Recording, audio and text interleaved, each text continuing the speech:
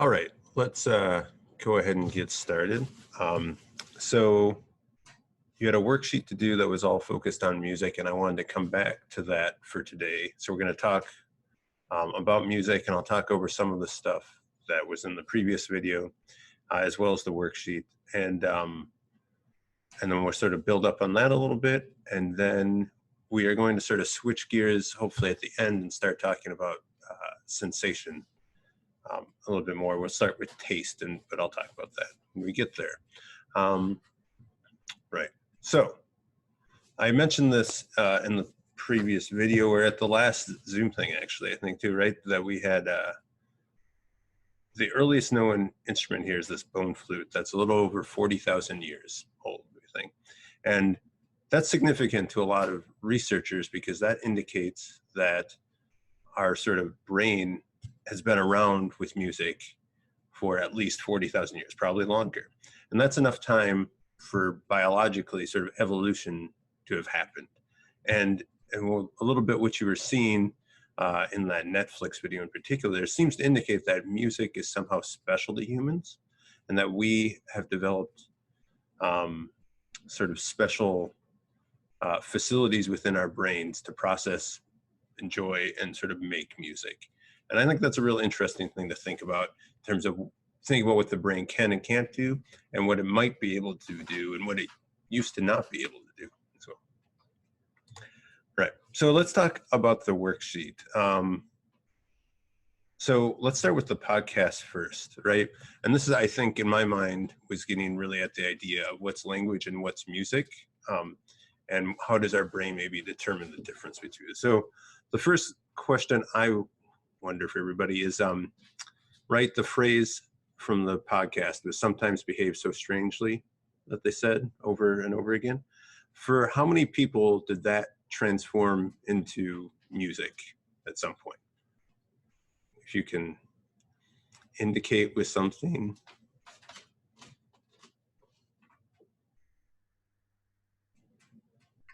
I honestly never ended up hearing it as music, but after watching the podcast, I figured or I totally could understand how it was possible to be like that, but I never heard it that way. You didn't? Yeah, I mean, so this is weird to me. The first year I did this, everybody had turned into music, but then I feel like since then there's been around 10 or so percent that it never transforms into music for. I'm not sure what that means, but I'm kind of fascinated by it, to be honest. I'm not saying it may not be anything different here. I'm trying to wonder if it's something with how you're listening to it that might change or be different, or but yeah. So, but at least you get the idea that there is something about this, right? And I don't even know how to explain it when it happens to me. It's literally the same thing. You're hearing the exact same thing, but at some point my brain just says, oh, that's music versus, oh, that's just spoken language, right? You can almost sort of feel it's a gut. So how many sort of repetitions did it take people here? Does somebody want to say? It took me like 3 repetitions to start hearing it as like music versus like just words. Right. Anybody else feel any differently or have any? It took me up until they suggested that it was music in order to recognize it as music. And then when they plunked it out, I used the minimal music theory knowledge that I had and said, yep, that makes sense. Of course, that sounds like it's music. So you sort of like deduced it was music from like cues rather than intuited, I guess. So how do I say this without sounding like a lunatic? So the ba, I don't want to sing it, but the way that she says sometimes behave so strangely. Mm-hmm. If you were to walk up to your piano and plunk that out,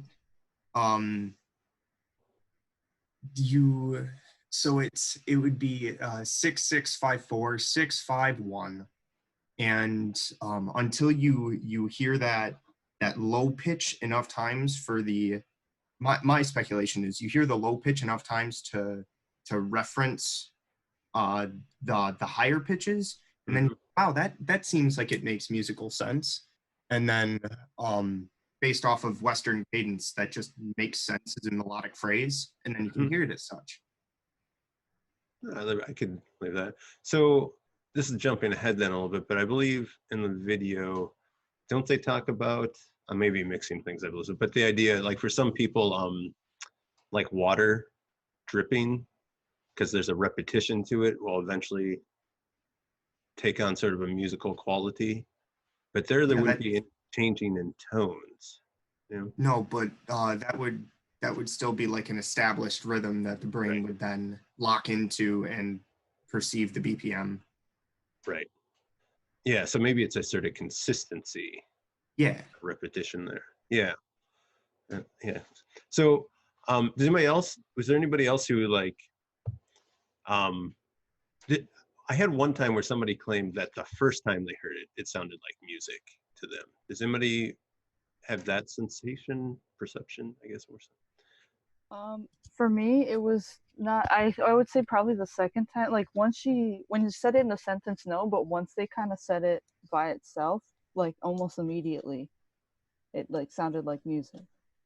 Yeah, I think the first time I heard it, which has been a while ago, I feel like it was the first time I heard it repeated right next to each other is about when it did it for me. It sort of clicked over. Right. So hopefully this will work. This is always tricky to do. Let's do this.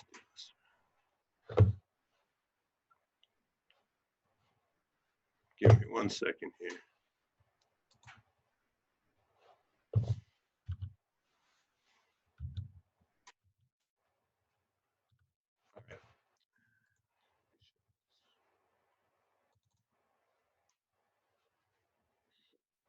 All right, so what I'm going to try and do here, but sharing sound can be tricky, is play this sound again. And I want to know how many people right today hear it as music versus language. Okay. To you are not only different from those that are really present, but they sometimes behave so strangely. So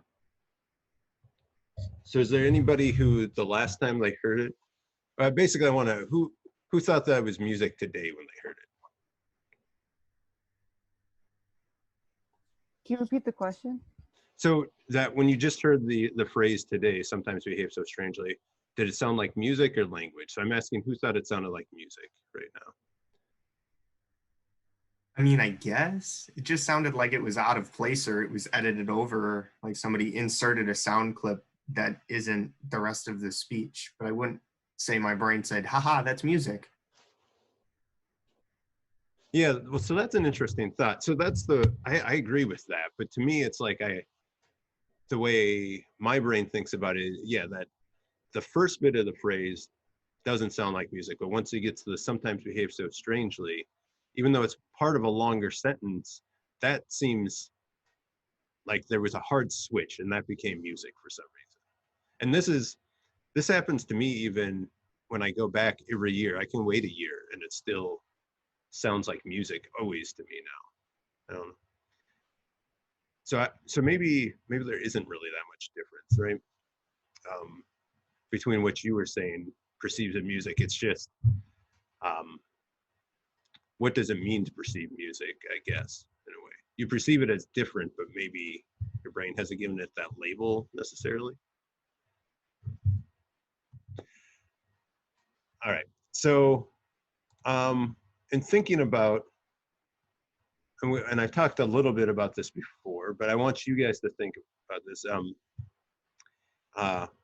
It seems pretty clear our brain makes this differentiation, and we talked about this sort of last class too, between music and language. So if you were going to design a brain, or to be honest, it could even sort of be like a computerized version of a brain, right? How would you design it to differentiate between language and music? What would be sort of the big, like it would need to have sort of sensors you can imagine for it, or different ways to pick up different components of sound or elements and things. So what does it need to pick up to do that? And I'm going to let you break up into groups to talk about this. How many people are here? 14. We'll just do 4 groups, and you'll just be randomly placed into them, right? So I'll just give you like 2 minutes. And so talk about this. How would you make a brain, or really anything, that could differentiate between language and music? What would it need to be able to do? Sort of the question. Okay. All right.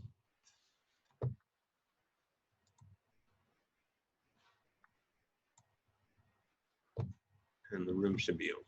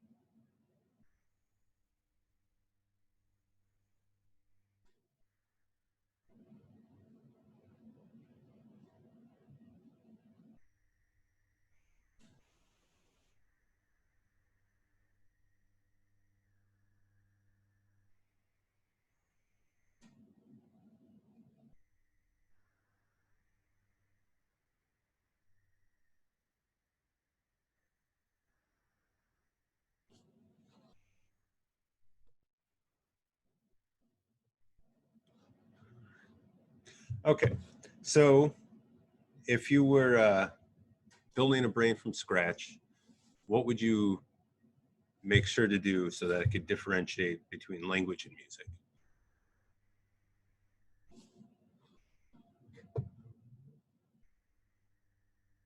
Bennett? So the important ones would be cadence and repetition, for sake of understanding that there is an intentional intentional music making going on, and it's not just somebody talking and it's their normal language. Um, Pitch identification would be another one, that it makes melodic sense for however, you know, the culture perceives music. Um, for language, then it would just be processing uh, ostensive. If it's an ostensive language and it's just for sake of communicating a specific idea or accomplishing a task, it would be perceiving that somebody's addressing you, or that the message is intended for you. I'm not quite sure I get the last. Oh, that's less important because that's just that's if like if I monkey and I'm in forest and some other monkey friend screeches that there's like a flock of hawks flying above head, though that doesn't happen because they're solo predators. But if there was like a predator and somebody screeches, I'm like, oh, that's for me, that's an emergency. Or a tornado warning, that's for me, that's an emergency. Mm-hmm. The tornado warning is not music. Oh, I see what you're saying. Yeah, I guess, yeah. So I think that so starting with the first ones, sort of repetition or something. Did you mention something about meter as well, or sort of? Yes, cadence. Yeah, cadence. Okay, yeah, right. Yeah. So I think those are all sorts of good things, and we can imagine how a brain would do it. They may also have anything to add about that. I have a question. Mm-hmm. So I guess thinking about it, why is it important that our brain distinguishes between language and music when they have such similar uses? Yeah.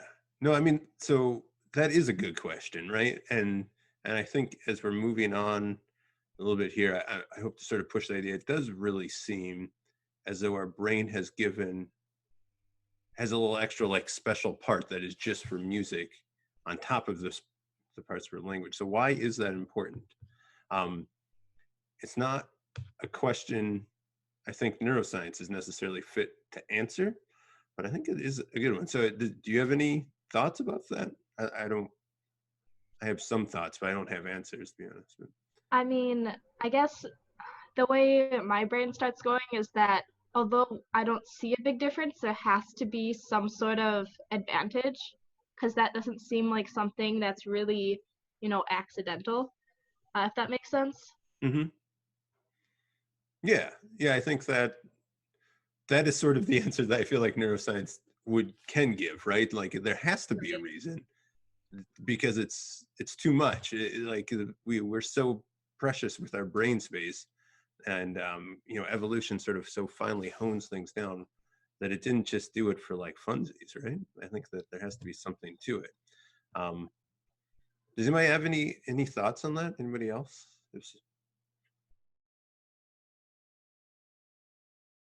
No?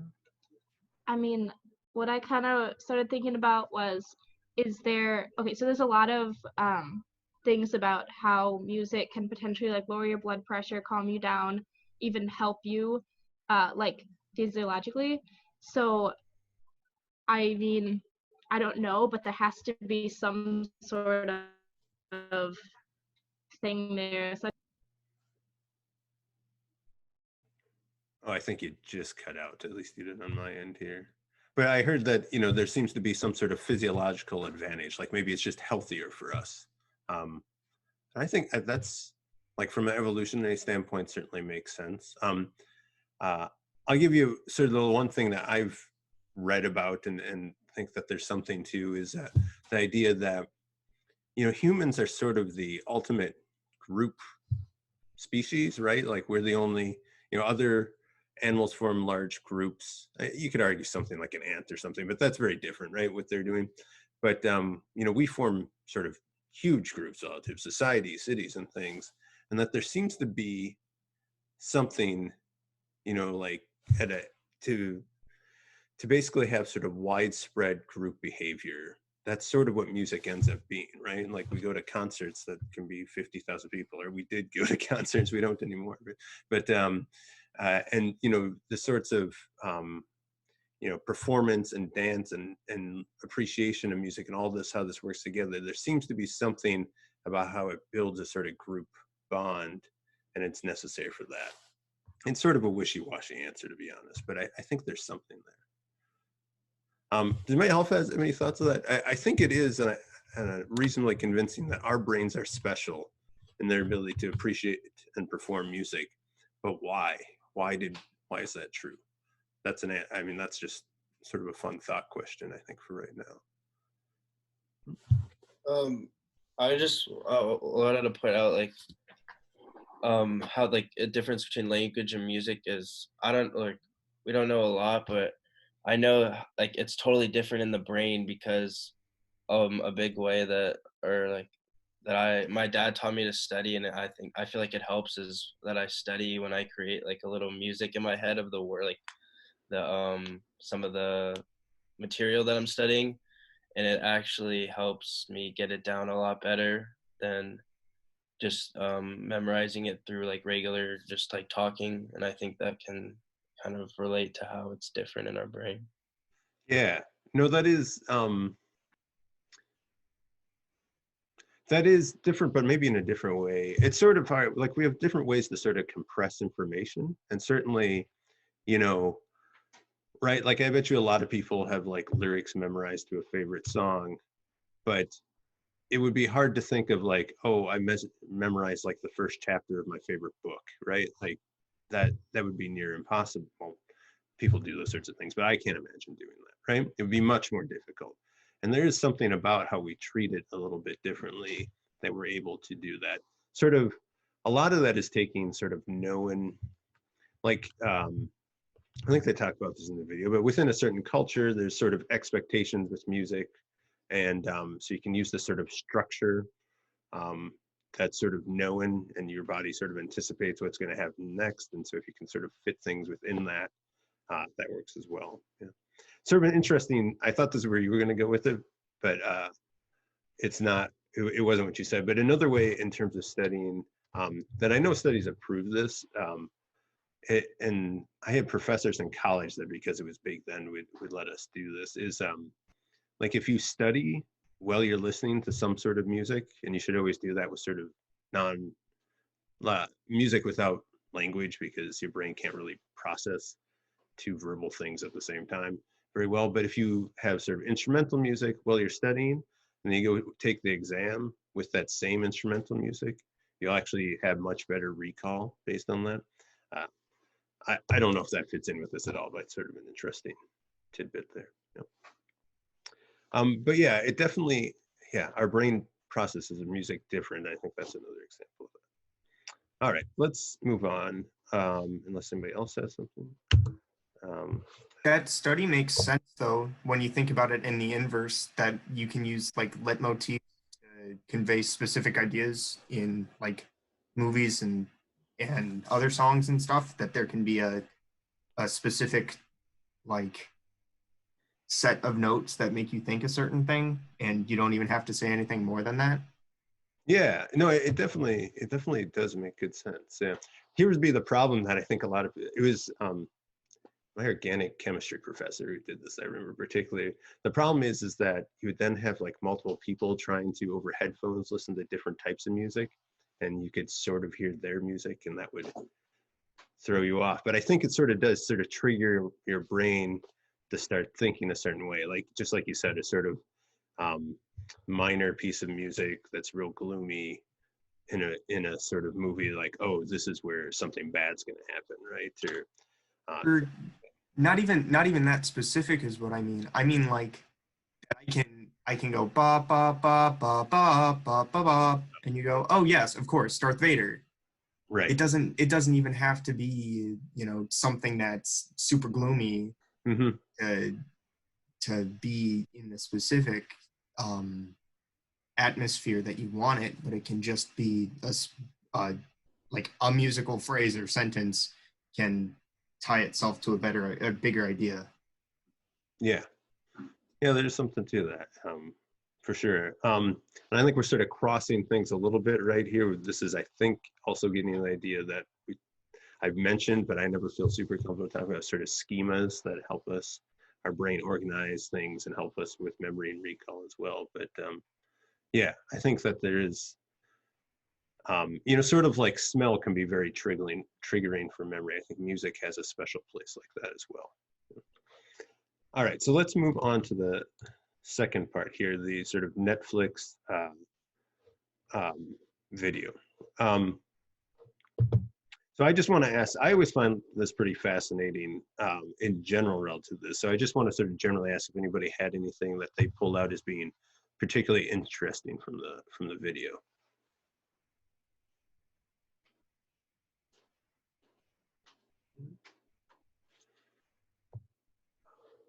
I thought it was cool the lady that had that, I forgot what it's called, where she had like the disorder where she couldn't feel her foot, and then they like fixed it or something, and then she was like almost totally back to normal. Um, wait, am I misremembering it? Couldn't feel her foot? She said like one of her first symptoms was that her like foot went numb and felt like a ghost limb or something. Okay, is this the one who also then lost the ability to perceive music, basically? Yes, Okay, yes, correct. okay, right, that's the same. Yeah. Yeah, right. So that is, I mean, I think that's real strong evidence for the idea that there is a part, right? Because she didn't really have communication problems with language and such, but just music somehow got taken away, right? And luckily enough, in this case, it was reversible. There's probably sort of timeline on when that becomes non-reversible. Anybody else have anything interesting? I always like to bring up the fact, and I think we'll talk about this a little bit with their, it's kind of another thread of that video is sort of the idea of the difference between what is our brain important for and what is our culture important for sort of creating what we call music. And when they talk about the sort of music from Bali and about how they play some piece, I believe, right, in the sort of background that they're like, and it sounds like a sort of very pretty calming piece, but they're like, this is like a Belizean death march basically for the funeral.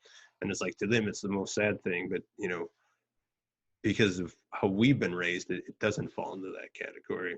So it indicates that even though there is some sort of hardwiring for music, we have a music center probably in our brain, that it's sort of, we can modify it based on our culture as well, right? All right, so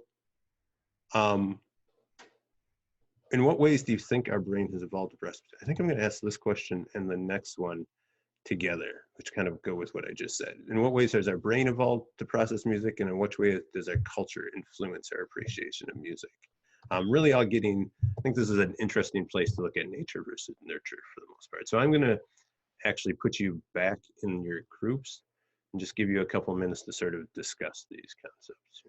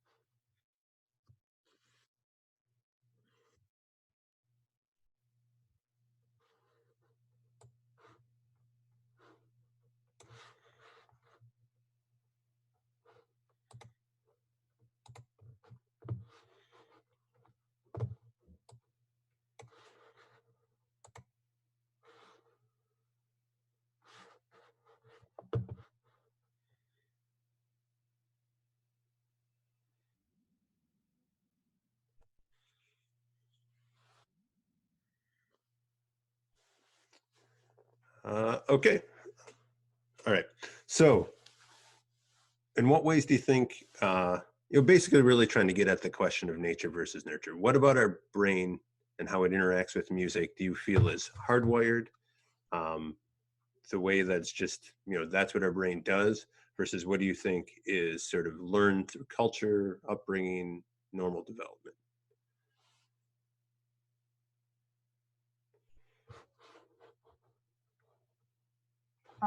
We were talking about it in the group, but we were saying like, for example, like the idea of like when babies or infants and they are attracted to like the rhythmic sound that sounds like a heartbeat because it reminds of them of being in the womb. I think to an extent the idea of like rhythm or having like a certain like a repeating beat is something that's kind of like a natural part of being human because it's also like it's something that's consistent across cultures.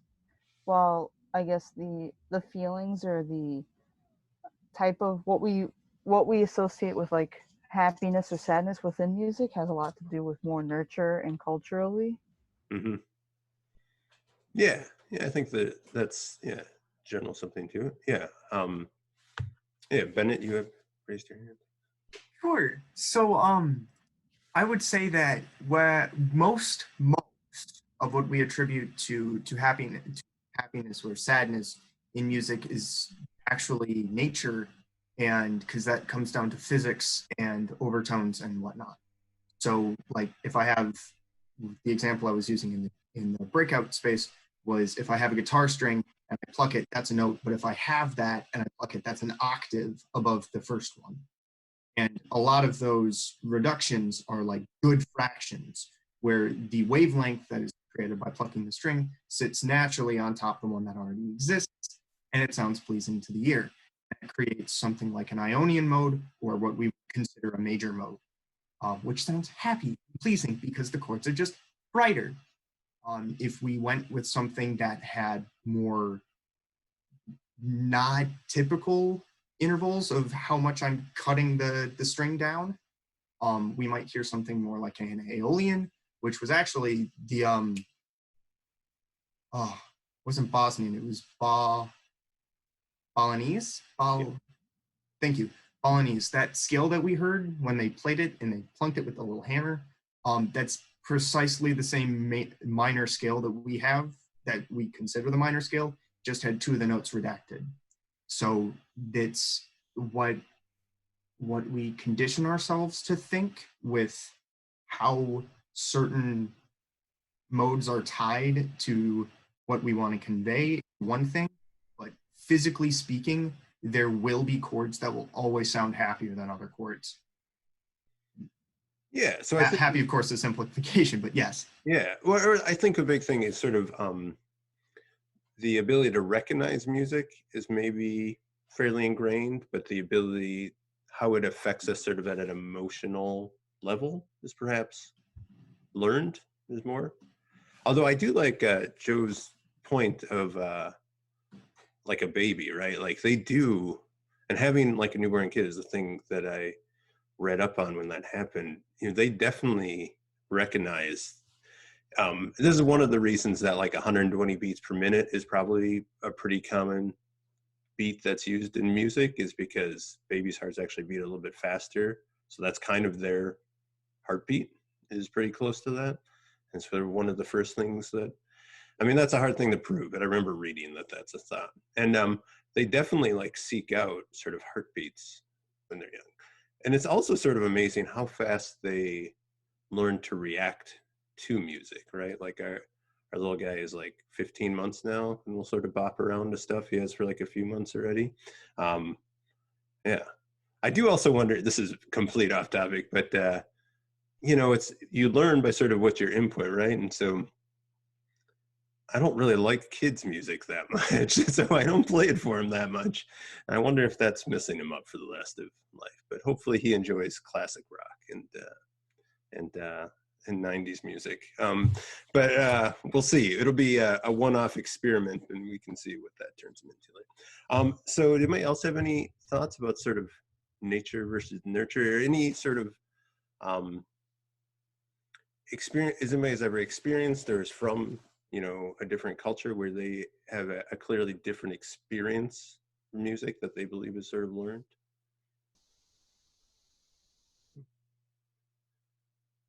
No, we're not. All right, so we got a bit to cover, so I won't dwell on this too long. But I do really think it's a good illustration of what's nature versus nurture. Clearly, our brain has some inherent capacity to process music. Basically, the process sort of very much meter or beats, things like that, and pitches. And I think as Bennett talked about, right, we have this. It is sort of physics, right? And it actually lines up with how our ear works. What is pleasing. Although you can find them. There are a few cultures out there I know that have sort of scales that don't make a lot of sense. And I've never seen a study to see if they're physically been, but they're pretty rare. And for the most part, they follow the normal sorts of scale or something very close to it, but not something that sort of pleads the dissonant. What's more common actually are sort of less modern tribes that have just basically atonal music. There is no pitch to their music. That's a little bit more common, but they still have the beat as well. Right, so let's just move on. If nobody has anything else about the Netflix video. No? All right, let's keep going. So I've got some of the slides in here that were on the video I made, and I don't want to dwell on them too much, more so to give you an opportunity to ask questions about it. I'll go over it very briefly. First, this is the paper, and I think Tom had talked about. I'm pretty sure this is the one I always think of, that really tries to find the music region of the brain, right? So they play all these different sounds, and they see some are songs, some are just noise, some are speaking. They kind of do this big random analysis, and they seem to find a region of the brain very near the auditory cortex, which is shown here, and this sort of this region down here in the brain that seems to be specifically responsive to music, vocal and instrumental music, and not other components of sound. Again, this is an fMRI study, so I'm always a little hesitant, but this one does seem to actually be fairly well done. You'd like to see more numbers, but they did it pretty repeatedly and consistently, so it always seems pretty good to me. Anybody have any questions about this from the video? All right, let's keep going then. Another big thing I wanted to get into, and as we were talking about designing the brain, nobody really brought this up, but it was really the idea that our brain sort of reuses parts that are really, you would consider more motor parts of our brain, parts that are meant for movement and things, in music. And I think that makes sense, particularly in the case of beat keeping, right? Or keeping these specific beats. You sort of inherently, a lot of people tap their hands or tap their feet. And that's probably because that your brain is sort of doing that, right? Particularly what's mentioned is the premotor cortex, that sort of strip of cortex right in front of the motor cortex that's involved in sort of motor planning. That seems to be where we keep the beat. And we can find that lights up very strongly in response to different types of beats. And that's what's being shown here in this MRI. I'm going to put this on here. I won't talk about it too much other than to say a little bit more about what the prefrontal cortex is doing. The prefrontal cortex, in the way that we talk about how sort of music, one of the big things is that music builds on expectations and then sort of goes against them, and that's like sort of the interesting part of music. But you have to have this part of your brain that is sort of expecting something, right? Like a beat, it's sort of planning out, but more complicated melodies, we know after something has happened, specifically musically, that you should expect that, right? To expect something else to happen. Things repeat in certain ways, things in music change in certain ways. And the prefrontal cortex seems to be really key for that. It sort of makes sense when we've talked about it with how it is important for planning. It's sort of planning ahead. Your prefrontal cortex is often thought to do that, sort of pre-planning out different future scenarios and going along with it. But what happens though is that if there's a difference, right, the prefrontal cortex expects something very different happens, that sort of build up or is really seen in the activity in the prefrontal cortex. So there's a link here. You can go there to talk about different tempo changes, just so you can try and experience that. Like a change in tempo is a very specific one. You know, if you're changing, I'm not talking about like a slow change in tempo, but particularly like if something changes from like a 4/4 beat to like a 6/8 or something even more complicated. It's your brain picks up on that, even if you don't know what those things mean. And another like key one there is a bass drop. If people are familiar with that concept, right? If you cut the bass out, your brain is sort of waiting for that bass to come back in, and you can imagine that the prefrontal cortex is kind of going crazy for that. All right. Musical performance and appreciation are really tied together. That was the whole point of this. And the basic idea being that premotor cortex is really the key. It's very strongly used for performance, but it is just for listening as well. It's almost as though we're all sort of playing through the musical piece, even if we're just appreciating it. So we need that sort of motor part as well.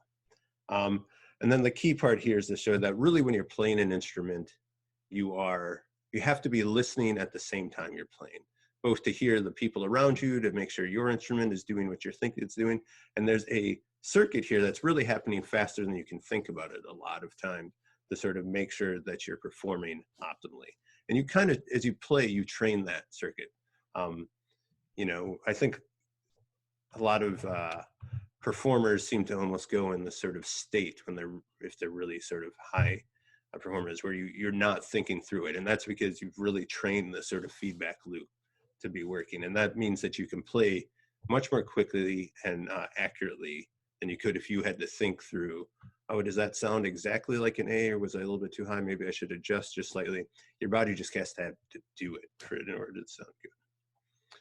Does anybody have any questions through this so far?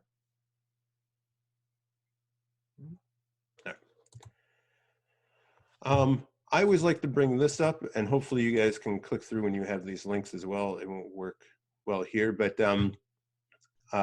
in general, the idea of a major key and a major keys sound happier and minor keys sound sadder. Is it the same thing? So here's two versions of the same song.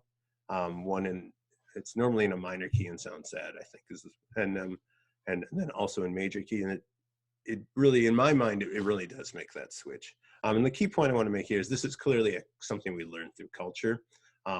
Because like the Balinese song, where that sounds happy to us, sad to them. But there are even Western cultures. I should have looked this up, but I don't have my notes because it doesn't let me see them here. I think it's either parts of Spain or Portugal where this is flipped, where they actually, the minor key sounds happier. And it's just a sort of learned thing that goes on. Oh, what type of learning is this? Does somebody, if we think back to the different types of learning, it's not explicit, but what type of maybe implicit would you consider this? I don't know if we're going to get there. I would consider this a form of sort of probabilistic learning, right? You've heard something repeatedly and it sort of builds up. And then over time, you don't have to think about this. You aren't like, oh, that's a minor key, I should be sad, right? You've just heard it in a context of sort of sadness so many times that's what it becomes. We'll skip over oh, I did want to talk about chills because somebody brought this up. I don't know if anybody wants to share, but it's not an uncommon thing for people in response to certain music. And sometimes it's only one song people will say that they get this from, that they get a sort of chills from hearing it. And there was a group that actually took these people and put them in an MRI and tried to see what was different about them. And they used a different MRI technique that allows you to see sort of connections between the different parts of the brain. And they saw that people who were more likely to experience chills had significantly more connections between basically the auditory cortex region and the limbic system. I think particularly actually the sort of amygdala region, which would make good reasons that you're sort of getting extra feedback into these areas that would make you feel stronger emotionally. All right. And then this is just meant to be a good summary diagram to really get across the point that music uses your whole brain because there's a lot of different aspects to it. And a lot of what music does, there's a small part that in that auditory cortex that seems to be the real key music center, but a lot, like every other one of these cognitive functions, is sort of reusing a bunch of other areas, right? We use motor cortex for keeping the beat and performance, and we use, you know, your attention in a different way. We use obviously the auditory cortex for the physical sensation, you know, limbic for the emotions, right? So any one of these higher cognitive functions, there is never a brain region for it. There may be a brain region that is central to it, but it really needs the whole brain. And that's a sort of big thing I push throughout this course. Just like the hippocampus is not the only thing important for learning and memory, which I think is I think a lot of people come to realize it is very important for learning and memory. Lots of other parts of your brain need to be used in order for you to learn and remember. All right. So I don't know that we'll get to taste yet, but I like to go through this about then as we're sort of switching from cognitive functions into sensation, which I don't think we're going to get the sensation. We'll have to move that to Friday. One of the reasons to start to think about cognitive functions is to sort of think more about how our brain works at a big level and how that leads to behavior. So here's my sort of pet hypothesis. Human cognitive function is a result of your brain only being able to do 4 things: pattern recognition, being able to classify objects, identify objects, and then you have your sensory systems and your motor systems, basically inputs and outputs, right? So basically these 4 things explain absolutely everything you've ever done and will ever do. I want you to see if you can come up with something that sort of breaks this hypothesis for a second. Right? So it's something that you need more than just these 4 things. Let me explain pattern recognition and classification a little bit more here though. So pattern recognition is just, if certain set of circumstances are happening, then the next thing is most likely this, or I should do this to get this effect, right? So, you know, like that sort of is like the probabilistic learning in a way, like the idea that, looked outside, it's very cloudy, I should put on a rain jacket so I don't get wet, sort of thing, right? And then classification, identification is just your ability to really recognize things and put them into different categories or say what they are, right? So in the same example, you were able to identify, those are dark clouds, basically. That was mean rain, something like that, okay? So I'll give you just a couple minutes because we don't have a ton of time left to come up with something that can't be explained with these 4 different things. All right.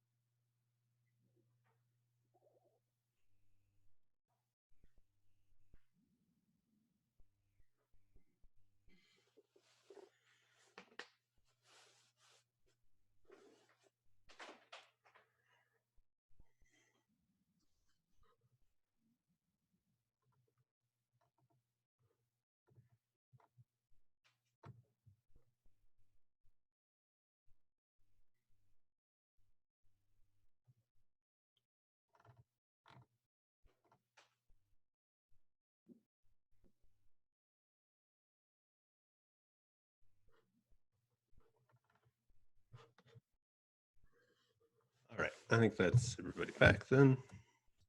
Got this. Yes. All right. So did somebody come up with a example of behavior that can't be explained with one of these four?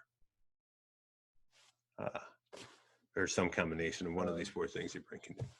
Yeah, I just thought of maybe sleeping. Sleeping.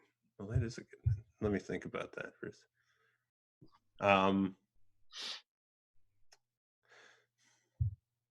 So is that is a human behavior for certain.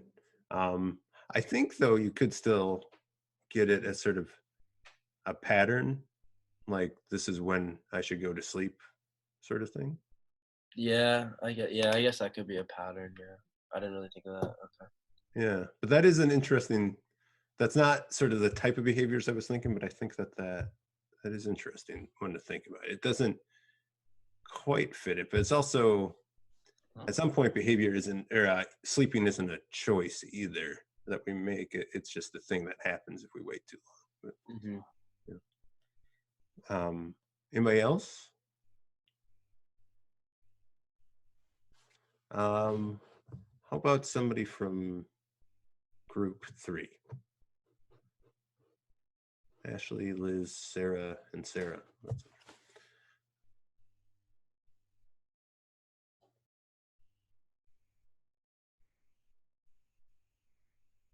Nobody?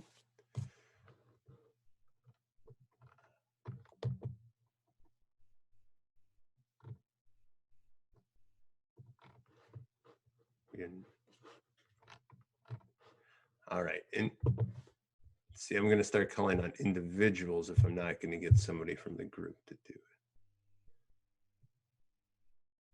it. Okay. How about Ashley? Yeah, we didn't really come up with anything specific. I mean, like most things I was thinking of fall into like pattern recognition.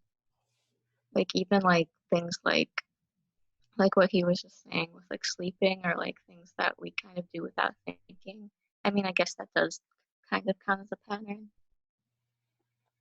Yeah. And I guess the thing is maybe cognitive function is sort of a weird word. In my mind, there has to be some sort of it's not just biological. It was like something your brain did is maybe what I'm thinking there. But yeah, okay.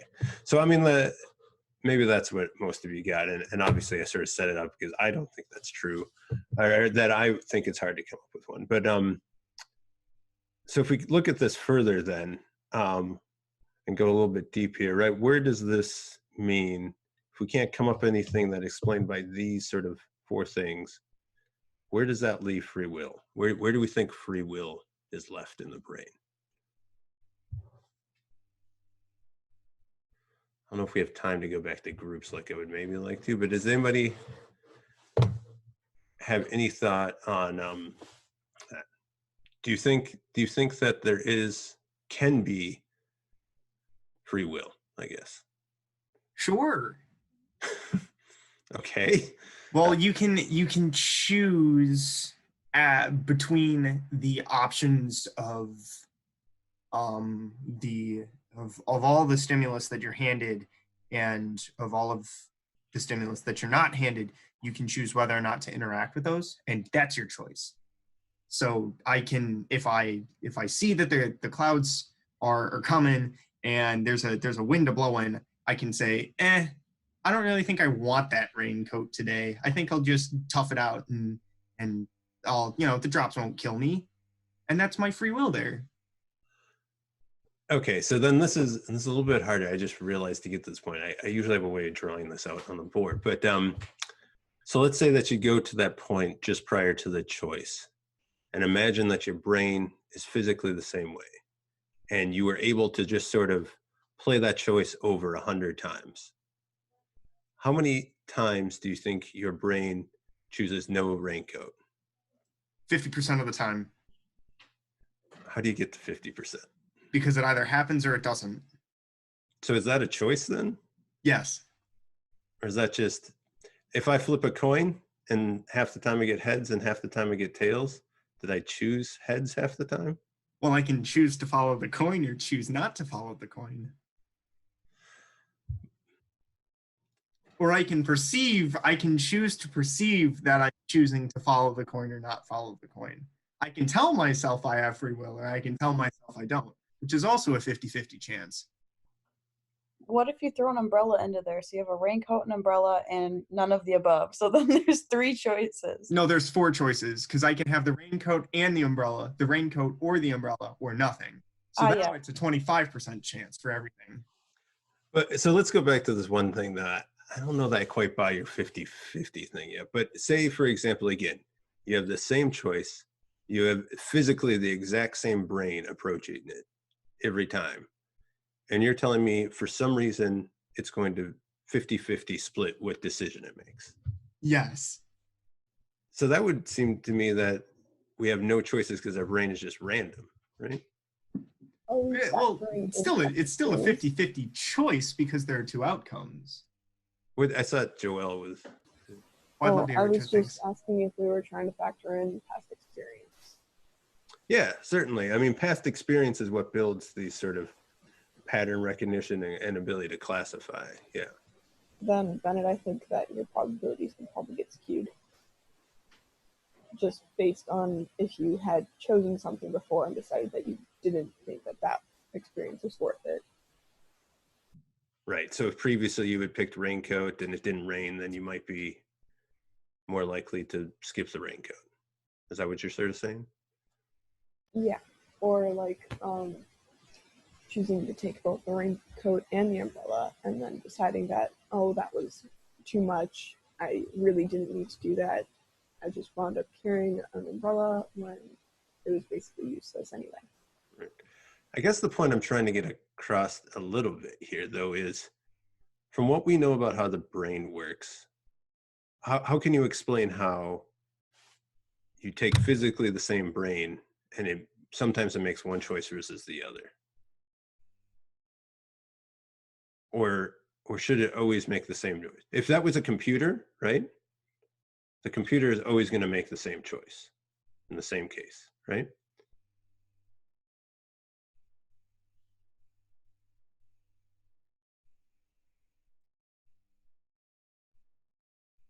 Okay, quiet. All right, so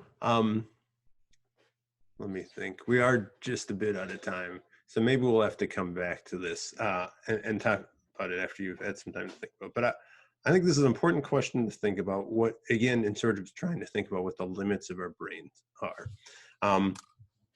Yeah, so we'll leave it there. I'm going to bring this back up again later, and we'll talk about the emergent paper. I just want to go to the end of the slides here. No, then it did that. Just want to talk about for next class, right? So for next class, we will talk more about sensation. That'll be the thing. Well, I'm hoping to get through both taste and smell. They're sort of the simplest ones I used to introduce.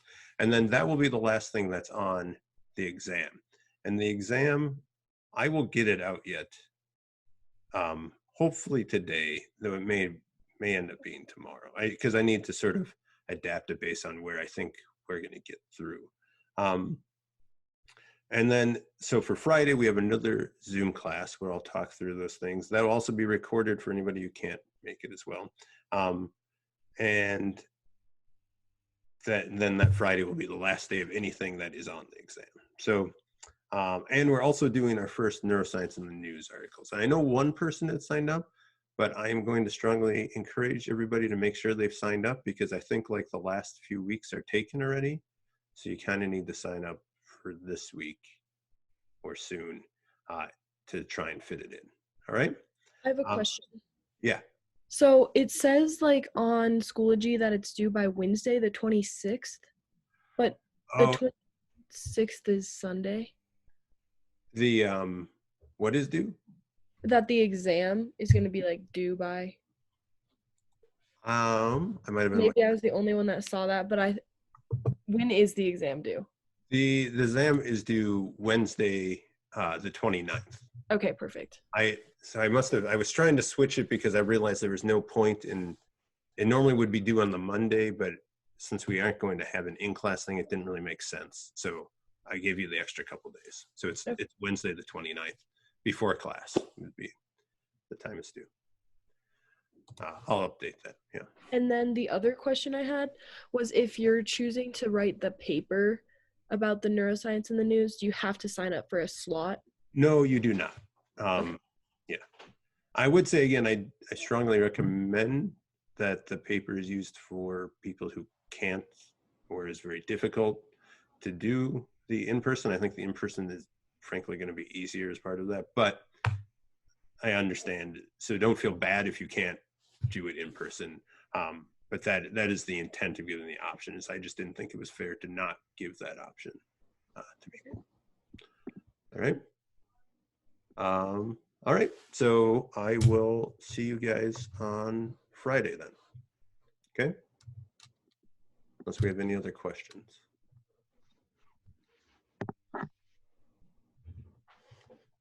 And then I have one more question.